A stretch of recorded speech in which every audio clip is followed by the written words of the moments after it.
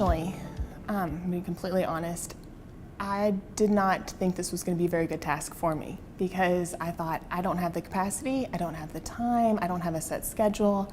How am I ever going to make this work?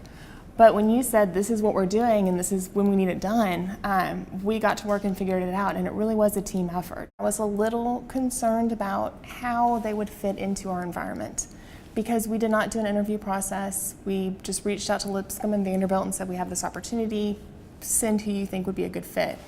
And they have just been a blessing. They have been wonderful to work with individually. They've been wonderful for our entire department to work with. They are mission critical. So having somebody come with the individual to help lay out, here's what would be an appropriate task, here's what the workday can look like, here's how I can help you figure out how to best fit this into what you need, was something that not only have I enjoyed the relationship part, but really enjoyed the work product that's come out of that. So providing those tools to businesses to help them get set up is very important on the front end. But once that is accomplished, and it took us maybe, I'd say 4 days, then it just becomes a system.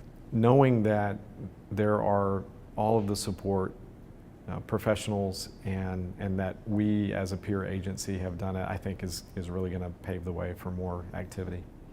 One would be the accessibility of our building.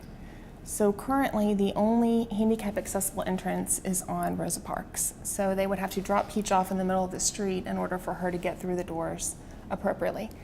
We have provided her the opportunity to get dropped off in the garage, so she's inside of our parking garage and not out on the street. But she does not have the ability to open up the second door to get to the elevators. So we have an issue there, and then also the handicap accessibility on 26. The bathroom door is so heavy, even though we have an ADA compliant restroom, the bathroom door is so heavy she can't open it up by herself.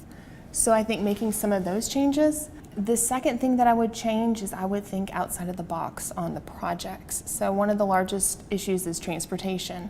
So if a department or a company went into this thinking, we have to have this exact set schedule of 8 hours a day, 5 days a week, that's just probably not a very realistic goal. But providing opportunities to work from home, providing opportunities to be project-based are things that we can do that create really strong outcomes and also meet the needs of the individuals with disabilities.